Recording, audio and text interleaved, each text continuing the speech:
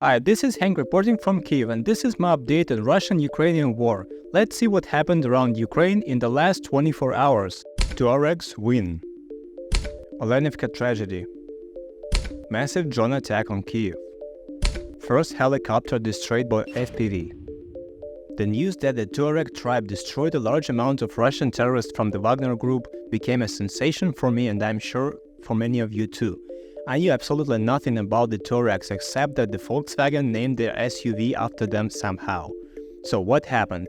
In short, it is known that the armed forces of CSPDPA destroyed 80 Wagners, some amount of their armored vehicles and even a helicopter, and captured 15 people alive and are offering to hand them over to Ukraine.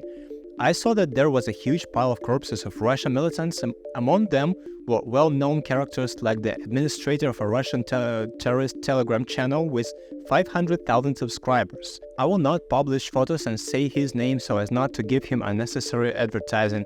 Anyone can find this information online. It sounds fantastic, and many have noted that this is what happens when Russians don't have an air support with endless air bombs. Literally, dudes in sandals just destroyed them. I was interested in the fact that Touaregs expressed their respect to Ukraine, with which they have no connections in the public space. We're in different worlds. So why did the tribes from Africa decide to support us? First, the fight against Russian invaders is important to them on their land. This is literally the situation when the enemy of my enemy is my friend, and there is no sentimentality here. Second, the state of Azawad, which the Touaregs represent, is an unrecognized entity that occupies parts of the territories of several officially recognized African countries at once: Mali, Libya, Niger, Burkina Faso, Algeria, and Nigeria. For us, their situation is now similar to how someone in the West might see the so-called DPR and LPR, which Russia is desperately trying to create in the occupied Ukrainian territories.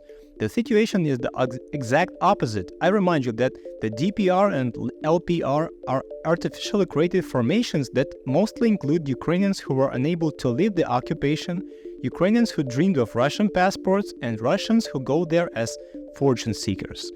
When the war ends, these formations will no longer exist because they are totally artificial with absolutely no background before 2014. There are no such states. Therefore, in our case, supporting the so-called Azawad is a very controversial issue, especially considering that they previously collaborated with ISIS, and this is known to be a banned organization.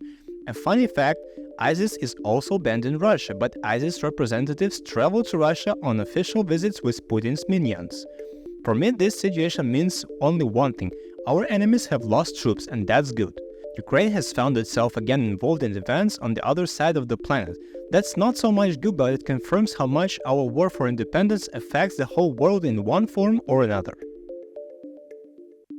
July 28 was a terrible anniversary, 2 years since the terrorist attack in the Olenivka colony. I will leave links to the investigation and detailed description of this tragedy, and here I will say briefly. When Russia occupied my city of Mariupol, the defenders held the defense for 86 days until our top command, President Zelensky, and the commander-in-chief of the army, Valery Zaluzhny, gave the order to Mariupol garrison, which was blocked on the territory of the Azovstal plan, to lay down their arms and go into so-called honorable captivity for the sake of saving lives. We're talking about at least 2,000 Ukrainian servicemen and civilians. These people were taken as prisoners of war on the condition that the International Red Cross and the UN will ensure that the Russians will adhere to the rules of conduct with prisoners of war, which are established by the Geneva Convention, and within 3 months, I emphasize this figure, they must be exchanged. This is the main condition.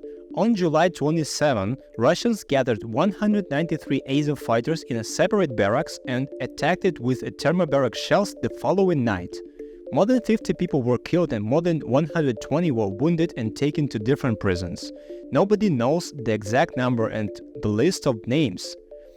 In the photo you see several thousand people who came to the Maidan in the center of Kyiv to honor the memory of the people whom Russians killed in the Olenivka prison and the occupied Donetsk region of Ukraine.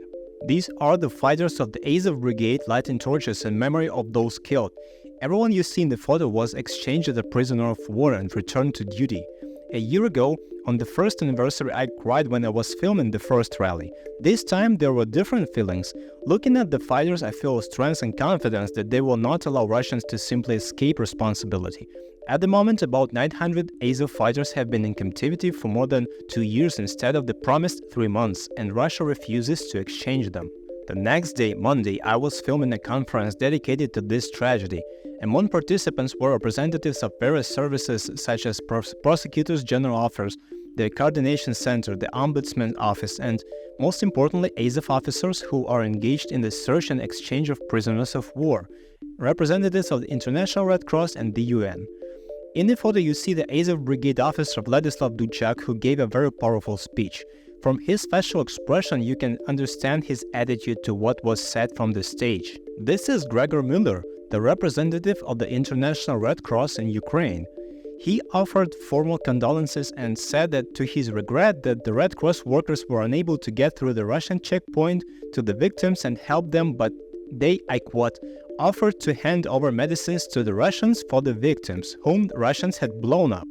You understand correctly, they offered the murderers medicines for those whom the murderers had killed. This of course caused indignation among the conference participants. Soldiers left the hall so as not to listen to this nonsense. There were also representatives of the UN, another organization that had taken the responsibility of monitoring how Russia would treat prisoners of war, and the UN representative didn't find the words to say from the stage. The soldiers who survived in the barracks mentioned that the clown Steven Seagal came to the colony Olenivka the next day, but the Red Cross didn't, and this says a lot. Mother of executed soldier accused UN and Red Cross of impotence and said that they don't have our respect. The audience applauded to her speech. This filming was extremely difficult for me. I sent the material to the agency in New York and spent a half a day just coming to my senses from how cynical everything could be. I understand that this is bureaucracy, international institutions, everyone has their own rules, political correctness and blah blah blah. But damn, you promised to save the lives of the unarmed, but you only offered to give medicine to those who survive trying not to hurt the feelings of terrorists.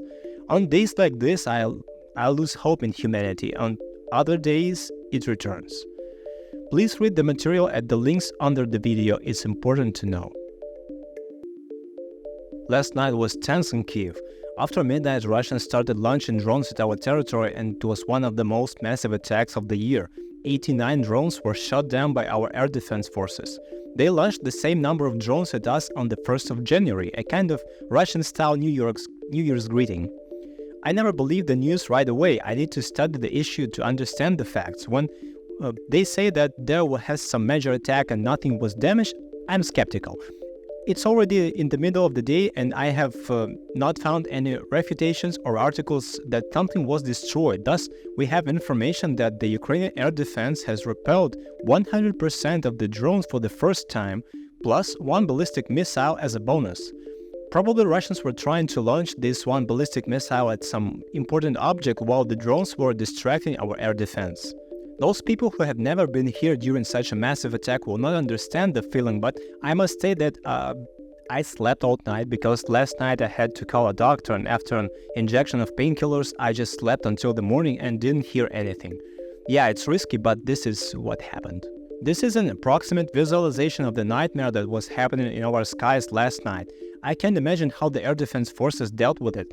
By the way, they say that Russians used a new model of drone, and we're waiting for a confirmation. Some news is very important now, but at the same time it is difficult to check and confirm due to increased attention of both sides. Some things are simply classified and we have to collect information bit by bit.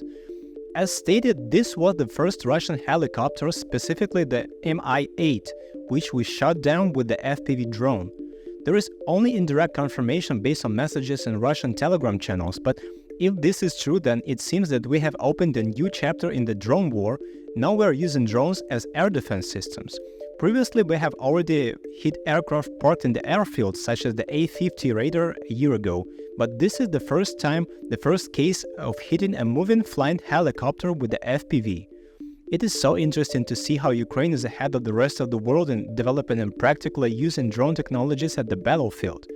I remember being amazed at the consumer drone what they could do in 5 years ago, and now we are shooting down real combat helicopters with them.